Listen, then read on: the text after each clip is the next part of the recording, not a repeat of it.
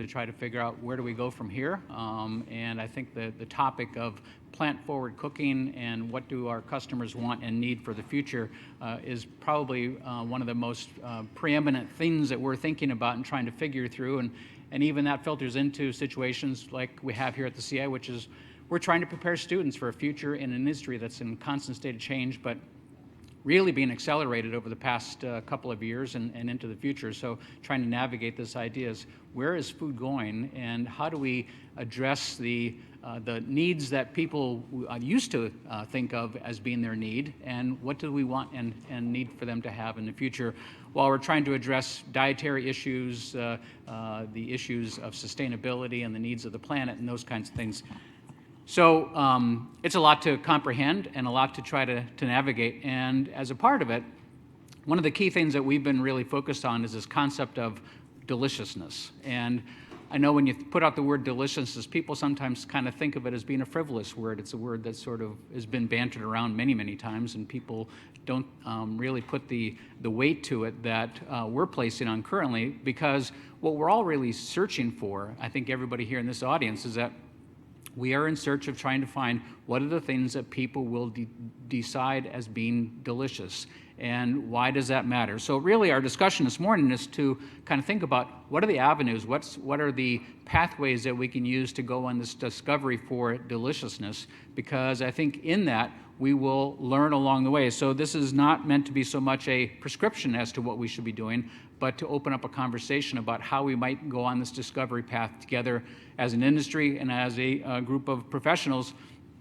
trying to deal with a changing world and changing consumer behaviors and habits. So I'm going to be introducing a couple of co-presenters this morning as a part of this session, folks who I'm sure you know well, but while they need no introduction, I'll be introducing them just prior to each of them giving their portion of the presentation. But I want to give a little framing to this conversation this morning. And first of all, the idea of deliciousness, and let's start with why is delicious important? More so than just the fact that people like having things that are delicious, but why is it important strategically? And so, deliciousness is really incredibly important because, as we all know, the idea and the concept of how we frame what's delicious is really something that's a manifestation that happens in our brains, our brains, our guest brains, and those kinds of things. And the reality is that deliciousness really is a description of something that is driving us in this idea of hedonic state, or something where we are drawn to, or we're seeking pleasure and satisfaction. And the idea of something that's pleasurable, people will do incredible things for. It motivates behavior. And so one of the things is we try to seek deliciousness as a industry and as a profession. What we want to do is we're trying to seek deliciousness coming from items that will support what we're trying to do strategically, both from a dietary perspective and from a planetary perspective. And if we can motivate behavior that supports both of those strategic needs, then we have found the magic path. And so one of the ways that we've been looking at this as an industry, and this goes back quite some time, is this idea of what are the food-liking behaviors that people seek out or react to that support what it is that we're trying to accomplish. And with that, it all happens, again, in the brain. Everything that we process, everything that we react to happens in the brain. I'm certainly no brain surgeon by any means, but the brain is a pretty complex piece, and we're still trying to understand all of the different aspects of how food is processed. But one of the things that's important to note is that eating is one of the very few activities that uses all 5 of our senses. And in that, describes a little bit about how complex it is to make something that's truly delicious, especially when you are trying to do it strategically. So with that, when we think about what people automatically, for the most part, respond to when something is delicious, we have some models of things that people would pick up and say, ooh, that was delicious. And they're sort of responding in that frivolous sense. But when you think about something like a chocolate truffle, now there may be a few people out there that would take a bite of a chocolate truffle and not like chocolate truffles, but for the most part, when somebody reacts to something that's delicious, it might be a little tidbit of something like a chocolate truffle. And that initial reaction of, ooh, that's really delicious, is not only the fact that it's initial response to the flavors itself, but it's sort of the satisfaction that one gets by eating something that seems to be, to some degree, a little bit over the top, and a little bit exciting, and a little bit fun, and a little bit of decadence that goes, that goes along with that. So in terms of a chocolate truffle, it might be delicious at the first bite, but as I learned when I was working with the first chef after I graduated from culinary school, there's a very important part of something that's delicious just with the first bite, and what happens to the satisfaction that one's get as one continues to consume that. And this whole idea of diminishing returns, which is really the whole, the sort of the wedge behind the movement towards tasting menus, because the idea that something might taste delicious with a small bite, but the more you eat of it, it becomes less and less satisfying, even to the degree that you actually, over time, can develop an aversion to what was initially delicious. So this idea of delicious is very complex, not only in terms of the initial taste, but how does it develop and how does one respond to that over the course of time as one's eating it. The other idea of what's delicious is that sometimes it's less about taste and more about how it makes you feel. And I'm sure that there's a number of folks that after some days at work, this looks pretty delicious, even though it's just ice cream, but it's this idea of how does food make us feel. And so the emotional side of food is oftentimes a significant part of what makes things delicious. And so along with that, it probably leads us to this. And if it weren't for the emotional aspects or the idea of these sort of decadence concepts that we've been talking about, these probably wouldn't exist. And the reality is that there's a pretty vast industry out there of folks that understand how we react to food and flavors and deliciousness emotionally and in the brain, that have leveraged those opportunities to great success in order to create, whether it's the snack food industry or the fast food industry. They understand how we react to the concept of delicious. And the idea is for us as an industry, as we talk about trying to move towards a more plant-forward menu, again, for dietary needs and for planetary needs, how do we do that where we can make the reactions of food in our brain crave plant-based foods, more vegetables, and things that give us the same kind of degree of satisfaction and excitement and pleasure, but using the right kinds of products that support our strategy. So in terms of delicious, once we've talked about why it's important, because we're trying to strategize towards steering an entire movement of people eating more plant-based foods, then we can talk about how. And so one of the ways in talking about how we can understand this concept of when we go seeking for delicious is to look at it from a scientific lens. And the idea of using science to support the idea of passing towards or moving towards more plant-based foods, it's been around for a while. The idea of understanding the sensory excitement of enjoying food has been around for a long time. It's been known historically that the five senses have been a part of enjoyment of food for many, many years. And in fact, it's led to a number of different scientific adventures in order for us to better understand what makes food taste good. So some of you, or maybe many of you, when you were in grade school, you might have gone through an experiment where there was this sort of taste mapping of the tongue and trying to stimulate flavors on different areas of the tongue. And this was replicated many times. It's been around for many, many years, goes back to the 20s. The reality is that the science that really is behind this idea, to some degree recently, has been completely debunked. Not that we don't taste, and we don't taste in certain areas, but the idea that the tongue was broken up into sections and areas of the tongue where we taste certain things really it doesn't work that way. The idea of taste is much more complex than that. So as we talk about the complexity of flavor, there's been other models that have been posed. This idea of what are the basic tastes and how do they interplay with each other? How do they react and respond to each other in order to make something that tastes delicious? And so there's been a variety of models that have been looked at. Some of them are relatively simple, as the one you see on the screen here. Sometimes they get a little bit more complex, and I know that we're not the only industry that's been seeking this idea of what's delicious. The wine industry has been looking at this for quite some time. Our colleagues up at UC Davis developed this concept of the flavor wheel, which has been reapplied to many other aspects of the food and beverage industry, but this idea that flavor, which is made up of not only taste but also aromas, is very, very important. And trying to understand the concept of how aromas work together in order to make something taste good is very, very important in the wine industry, and certainly is being applied now in the food industry to try to understand how do we break down the concept of aromas into compatibility that makes things taste good? Those models have been evolved into various kinds of things, such as different bubble charts that show the interconnectivity of different flavor profiles and aroma profiles and how they work. They get incredibly complex sometimes. This is not one that I would necessarily try to map to, but it's probably accurate, but I'm not really sure what we do with it other than sort of admire the complexity of how complex flavor and deliciousness might be.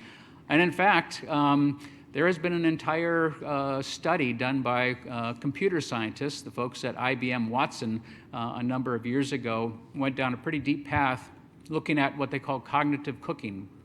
We're looking at this idea of what aromas went well together and how does one use some kind of algorithm to predict compatibility of flavors, mostly hinging across the idea of aromas being the major component of flavor. It came out with some interesting results. I can only share with you that there was quite a bit of dialogue about the value of what Watson generated, especially when the idea of mixing caviar and white chocolate was one of the recommendations that the algorithm produced. I'm not really sure that wants me to sit down and enjoy that as a meal, but the idea of looking at algorithms and aromas and working together seems pretty complex and might be something that's worth looking at, but I'm not sure that by itself it's going to tell the entire story. And so from a scientific side, there may be some options there for us to look at, but then there's also the more practical side, and it might be a more ethnographic side, and that is to look at foods that just by their virtue are plant-based and already deemed to be delicious by a vast population that might be from a certain region or part of the world. And in fact, it doesn't take a whole lot of words, really just pictures, to describe that the world of plant-based foods that already exist, that are delicious, are pretty vast already and deserve continued exploration in order for us to really find the ideas that might push us forward. So no need to describe this, and in fact, we're going to have somebody who lives in this world and is very knowledgeable about that as a part of our panel this morning. So with that, what we'd like to do is just to have a discussion about this idea of what can science and what can the study of dishes that by their virtue are plant-based and delicious already, what can we learn from that and what can we use as inspiration from that? And I'm pleased to introduce two individuals who are probably the best on the planet to help us understand that to a greater degree. First of all, joining us virtually is Chef Ali Bouzari. Ali is a PhD and a culinary scientist. He's an author, educator, and co-founder of Pilot R&D, a culinary research and development company, and Render, a new food company that collaborates with the best restaurant chefs in the country to reinvent the way food lovers eat. As a chef with a PhD in food biochemistry, Ali has helped to lead the change in changing the way we think about cooking by teaching and developing curriculum at the top universities, from Ivy League schools to here at the Culinary Institute of America, and collaborating with the country's most innovative restaurants, including State Bird Provisions, Bennu, 11 Madison Park, the restaurant at Meadowood, and the Thomas Keller Restaurant Group. Ali has been featured on Forbes' Zaggett's 30 Under 30 lists as a contributor to Popular Science, Wired, Saveur, and Eater, and as a guest expert on NPR, TEDx, The Splendid Table, Cooking Channel, and Iron Chef America. His book, Ingredient, Unveiling the Essential Elements of Food, won the 2017 IACP Award for Best Reference Book. Ali also writes a monthly column for the San Francisco Chronicle called Housemaid. So Ali's going to join us virtually. And our additional presenter this morning, somebody who is no stranger to the CI and has been a part of our programs at Greystone for many years and a big part of the world of food, Chef David Tanis is a chef partner at Lulu, located at the Hammer Museum in Los Angeles, as well as currently writes the weekly City Kitchen column for the New York Times. He is the author of A Platter of Figs and Other Recipes, chosen as one of the 50 best cookbooks ever by the Guardian Observer. Heart of the Artichoke and Other Kitchen Journeys, nominated for a James Beard Award, One Good Dish, and David Tanis Mark of Cooking. His professional cooking career has spanned 3 decades. David has had a long association with Alice Waters at Chez Panisse in Berkeley, California, where he worked as chef of both at the upstairs cafe and the downstairs restaurant. He has overseen kitchens throughout the San Francisco Bay Area. He's ran successful private supper club in a 17th century walk-up in Paris, France. He's passionate about simple seasonal home cooking, real food. He finds inspiration in the fresh offerings at farmers markets. David has been featured in Savour, Gourmet, Town and Country, and 7 by 7, among many other publications. His writing has appeared in the Wall Street Journal and Fine Cooking, and he resides in Los Angeles, California. So first what I'd like to do is I'd like to ask David Tannis to join us on the stool here in the front. And with that, I'm going to join David on stool. I'm going to turn the podium over to Chef Ali Bouzari, who has a few slides to represent the presentation that he would like to give. So Chef Tannis, if you join me.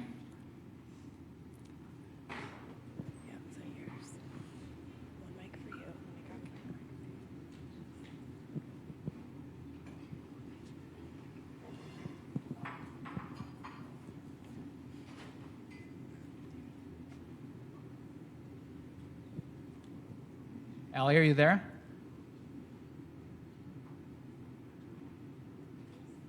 Hello, hello. Hi, Chef. How are you today? Good. Can you guys hear me? Yes, we can hear you. Thank you. All right. All right. So off to the races. My day job boils down to helping chefs, food companies, everybody in between figure out how to make food in whatever environment you can fit into. One of the most useful tools in that whole exchange is having a shared vocabulary so that we can talk about what we're trying to tackle in a precise way. So we've got 10 minutes right now. This is going to be a ludicrous fast couple glossary terms before we jump into discussion around plants. Number one, flavor.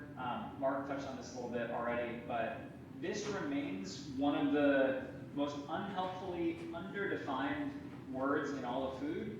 A deep dive into what flavor is a topic for another day. But for now, let's leave it at flavor as Mark very eloquently put. All of your senses funneled through all of the emotional baggage that you got going on in your head. So your mood, your memories, and the way you grew up, and where your attention is focused right now, all of that stuff will refract and angle and stilt whatever you're tasting, and give you the final result. That snapshot of that moment in time and who you are is flavor. Next couple terms, one word, two capitalization conventions. Lowercase I ingredients are things that we're all super familiar with. Brisket, popcorn, blueberries, onions, collard greens. Capital I ingredients are the fundamental building blocks that all food is made from. So things like water, sugars, protein, lipids, etc.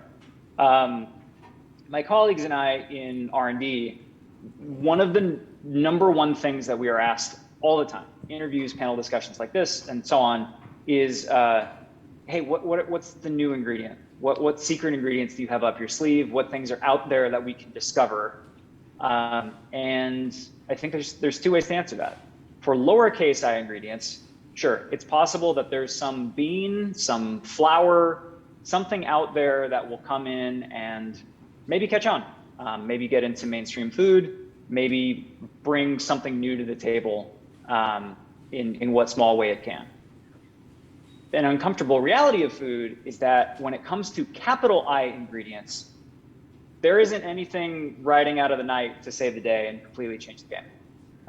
This is what we have. There is a finite, limited pantheon of building blocks of food, and it's not going to change, which means that 50 years from now, we're still going to be beholden to the same rules of what proteins can do and what proteins can't do as we are today, as we were 400 years ago, which is fine. Honestly, that doesn't necessarily need to be a downer. We have 12 notes in Western music, and we still get Mahler's Fifth Symphony, and we still get Purple Rain. We can make a lot of cool things happen with a finite number of building blocks, but I think one of the things that we're not going to be able to escape from is that these fundamental building blocks are going to do what they're going to do. And that is set by the physics and chemistry of food and by the biology of what we can digest. So when we look at plants, some of the good news is plants are Swiss Army knives. Plants versus animals are much more chemically expressive. Animals are just big hunks of muscle and meat that can be aggressive and just bludgeon our way through just about anything. Plants don't have the luxury of movement in that way, and so they have to defend themselves, court lovers, and seed the flora to the new generation through chemistry. And all of that chemistry can be delicious. And so a plant can do a bunch of different things. The stage is set for plants to be more exciting in terms of variety of taste, texture, aroma, color, etc. But we are projecting some very human things onto plants right now that I think are limiting the potential for innovation. It's lowering the ceiling on what we can do with plants. The most egregious of the things that we're doing right now is we are obsessed with protein. We have a shared cultural addiction to the idea of protein right now that is making a lot of plant-based food hit some hiccups as it's coming more and more to the mainstream. Plants are really good at a ton of different things. Protein is just about the worst fight you can pick for plants to go pound for pound against animals. Again, animals are basically moving hunks of functionally dynamic protein. Plants use proteins for all kinds of stuff, but they're far more dilute sources of protein than muscle is. And that protein does very different things. So if what we're doing is pitting plants in a one-dimensional fight against animals for protein alone, it becomes a much tougher fight than it needs to be. We're basically prying all of the keys off of the piano and just leaving plants with like B flat, and they're just going B flat, B flat, B flat, B flat. One of the ways that we are going to break through and get to a new level of global super mainstream plant heavy food is by allowing all of those things to come back into play. To put it bluntly, we have spent a lot of time and energy dressing plants up in a dollar store hamburger costume, and that's great. We need that. We can get into that later, but it is time to allow plants to show off all of the finery and regalia of all of the complexity that they were born with. So moral of the story there, plants can do a lot of stuff naturally. We are going to move forward as a food culture when we let plants be plants. One caveat to that, going back to flavor, plants have a stacked deck in terms of chemistry and physics and what they can do for us in the kitchen. What they can do for us in our minds is still beholden to who we are. And as long as there is a massive contingent of humans who grew up like I did, having big slabs of meat at just about every meal, there is a nostalgia mountain that we're gonna have to climb. And there's a couple ways of going about that. Yes, of course, the most logically straightforward way to do it would be to attempt alchemy. What if we could get plants to taste and look and smell and feel and behave like pork? As we've seen, that is not an endeavor that can be nailed perfect 10 out of 10, no notes, no flaws. It is also not an endeavor without a ton of resources that need to be expended to succeed. When we are really absolutist and we want to be really black and white and everything is either beef jerky or it is fully vegan, there's very little room for compromise. There is less room for innovation. And so until the generation that includes me, frankly, just dies off and we are replaced by future generations who have been weaned culturally from having so much nostalgic tie-in to hunks of animal protein, we're gonna have to be willing to explore more middle ground. Yes, it is useful and very important to have fully plant-based analogs that can stand in for those who are at a point in their journey where they're ready for that.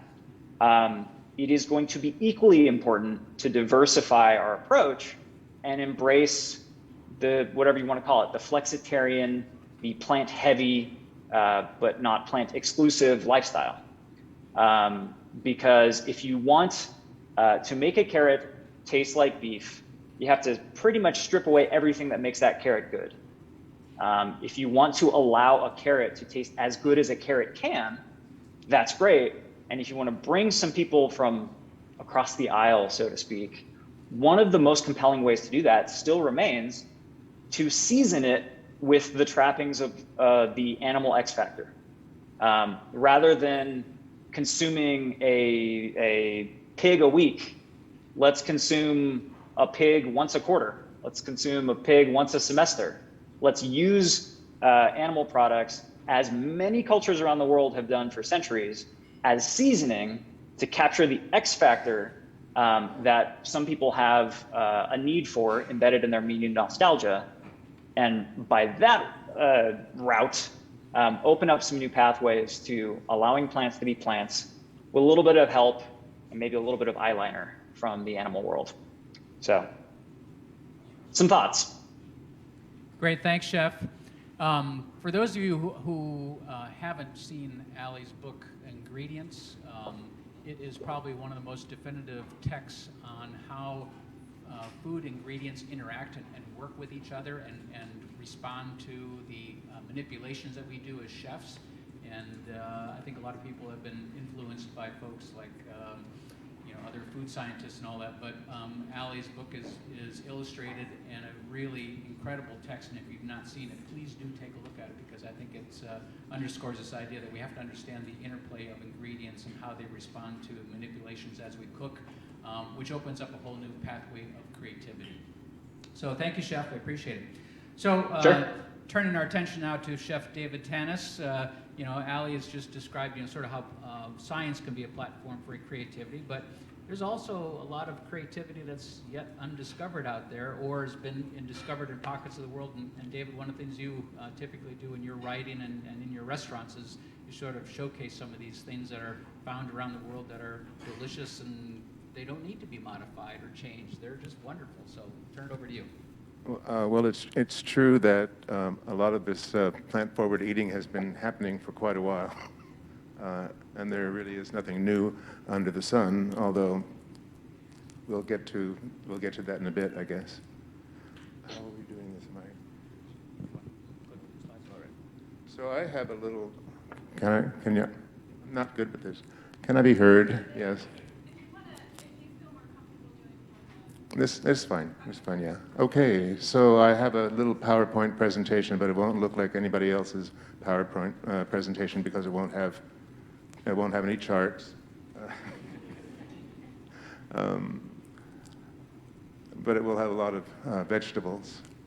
These are all images from my book that's called Market Cooking, and as opposed to Allie's book, this is not encyclopedic. It is not exactly a reference book, but it's supposed to be a book that could inspire people to go to the market and cook. The first chapter is all about alliums, really. It's all about onions and garlic and scallions and chives and all of those things that are in that allium family. I don't know, right there you have about a dozen things made with onions that are just delicious.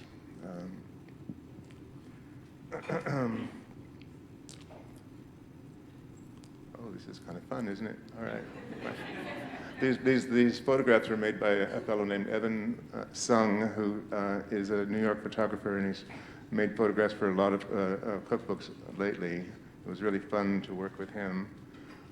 Whenever I do the photographs for a cookbook, I like to cook the food myself, and I want it to taste right. I want it to smell good because otherwise it's just a sort of an artificial photograph. I'm trying to really get the feel of the food.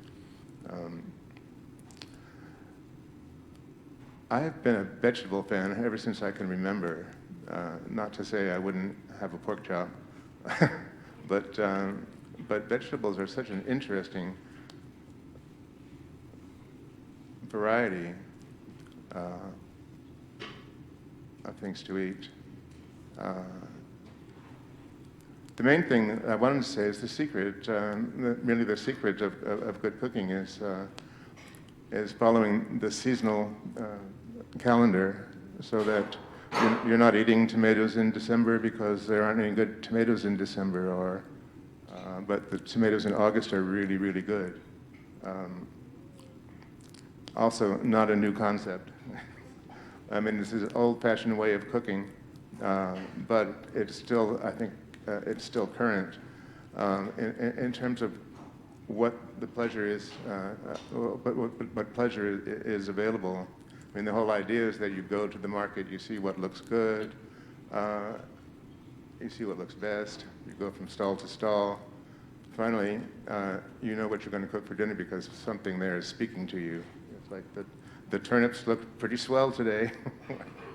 I can get excited about turnips, or beets.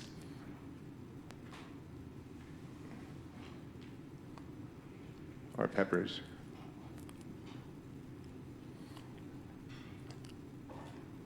Or greens.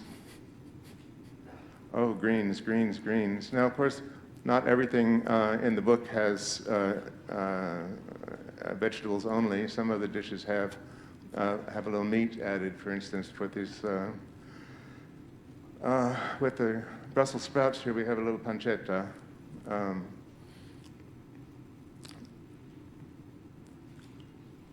Cauliflower has the what is trending these days? That's the question of the hour. But I mean, trending. What's in style now? Cauliflower is in style. Cauliflower is a really, really versatile ingredient. And of course, the other way that you can make food taste better is by adding herbs or spices.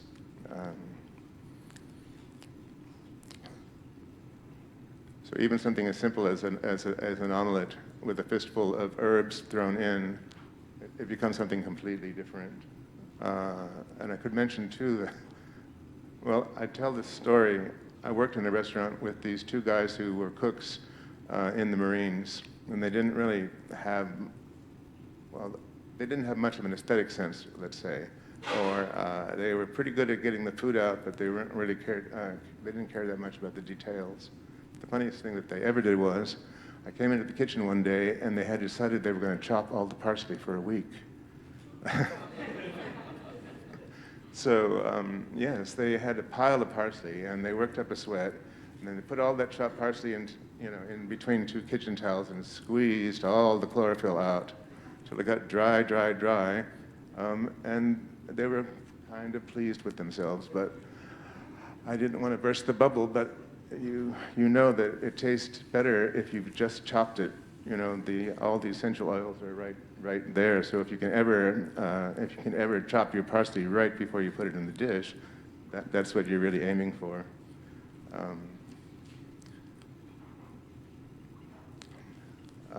Legumes, beans, love them, love them, love them.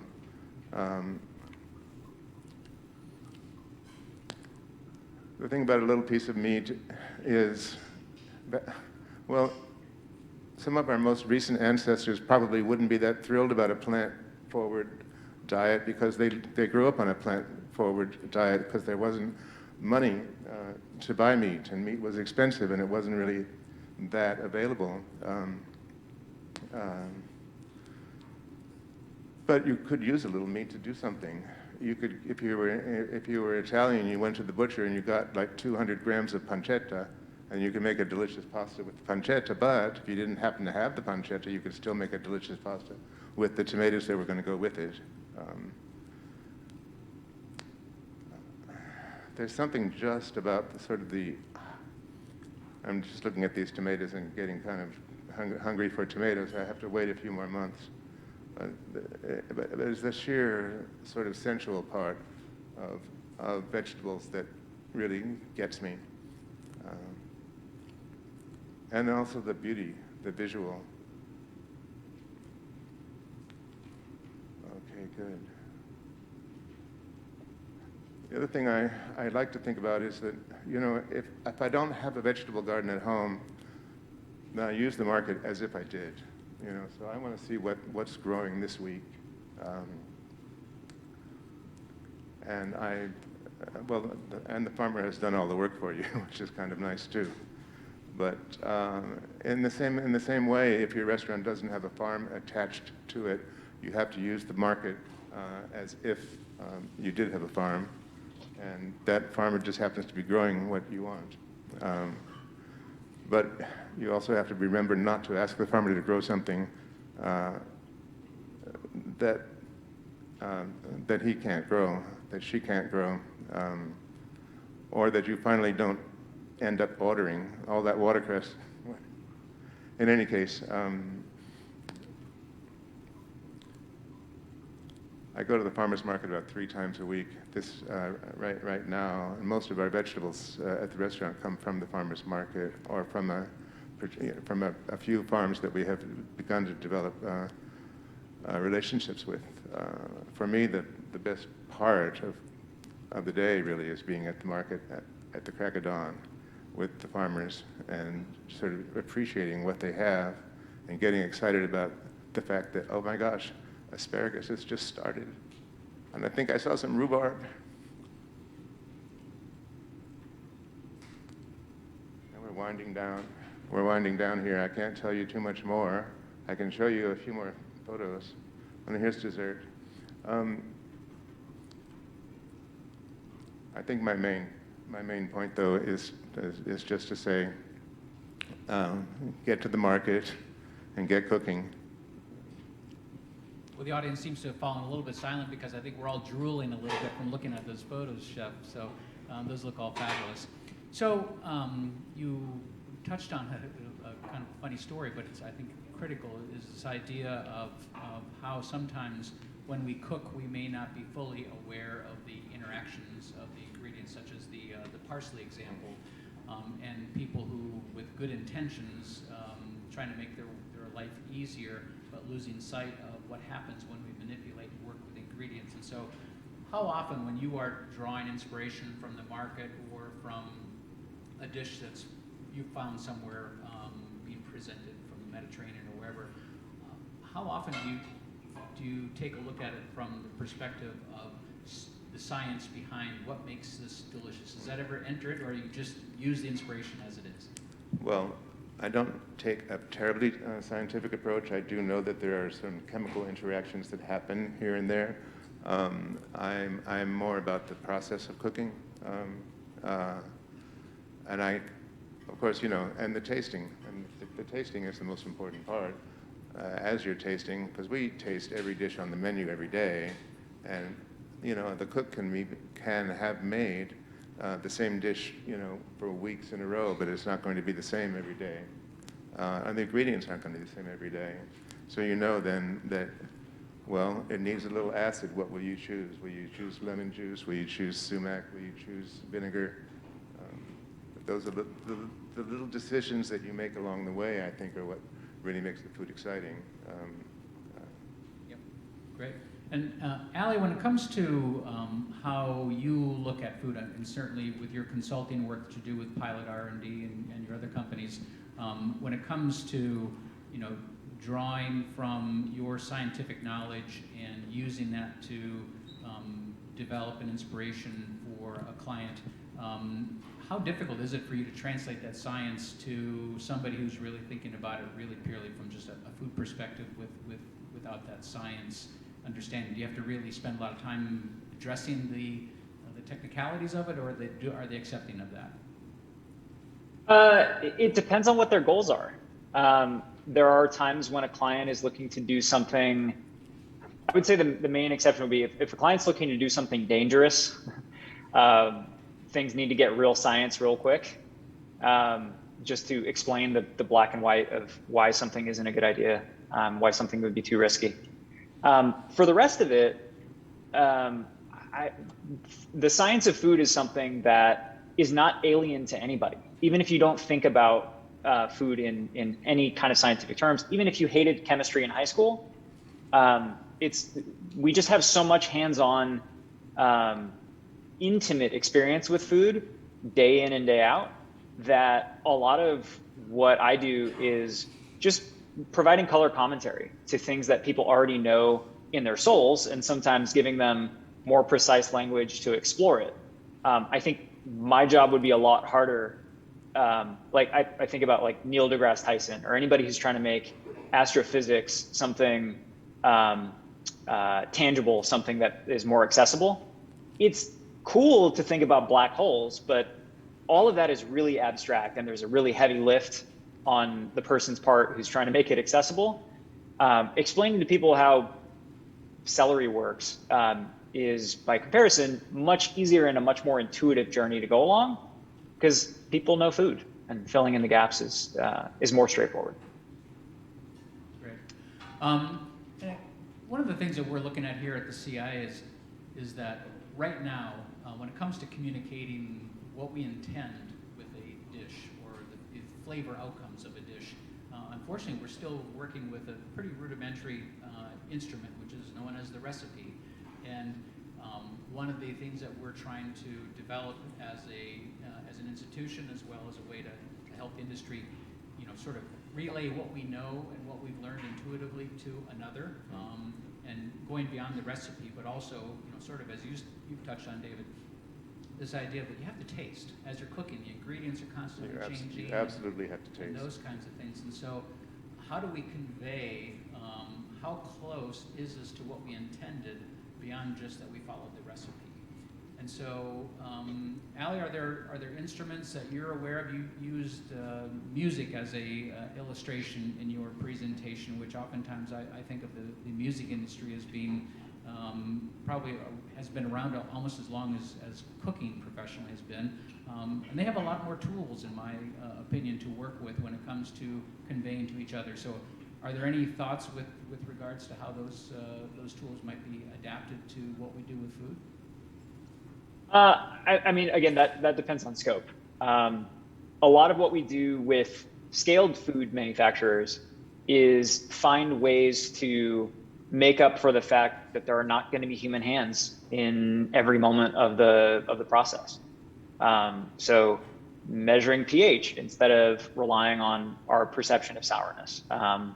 Measuring color, quantifying color, in case you don't have somebody that can look at whether every single cracker is golden brown or not. The instruments come in, I think, only in the situations where people don't have enough bandwidth to be able to look at everything. The human sensory system is still way better than anything we've created. There are aromas that won't register on gas chromatography setup that we can pick out as clear as day. There are variances in texture that are still impossible to put a number to. So I think there's always going to be instrumental limitations. Humans are just better. The instruments typically come in where humans can't. I will say that as far as recipes go, something that has come up from trying to make tens of thousands of cookies is our imagination as recipe writers for how things could possibly go wrong could be better folded into the recipe itself. I've found that enumerating all of the ways that a recipe can go wrong, rather than just the one string of events where a recipe could go right, is a helpful way to give some bumpers and give a little bit more orientation to somebody who's trying to recreate something. Great. And Chef Tannis, when it comes to, obviously you are driven by your incredibly knowledgeable palate and flavor memory. When you're working with young cooks or somebody you're trying to train to replicate the dishes that you know well, what kind of things do you draw from in order to help convey what exactly you're looking for beyond the recipe? Well, I'm thinking of sense memory. It's like just, how it is. You can smell when the pasta is done. You don't really have to check, because it smells a certain way when it's done, and it smells a certain way when it's not quite ready. The same, or just the smell of spaghetti cooking, sort of brings back a memory of all those times you had spaghetti as a kid. I think those are kind of important little things to check in on. But the thing about recipes is that you can give two cooks the same recipe, and there will be two different results. Absolutely two different results. Part of it has to do with the way that each person has a slightly different handwriting, but it also will have to do with whether one cook understood it better, or felt it better, or and the other cook wasn't quite sure where they were going, perhaps. Very good. So, it's obvious that while we can take inspiration from science in order to help drive our creativity in the plant-forward kitchen, or we can draw from flavor memories and examples of dishes that are already found to be plant-forward in and of themselves, we as an industry are still lacking the tools that we need in order to really help replicate flavors and to drive the inspiration and creativity that we need in order to respond to consumer audiences. We've been working here at the CI to come up with some of these tools and instruments to help convey that.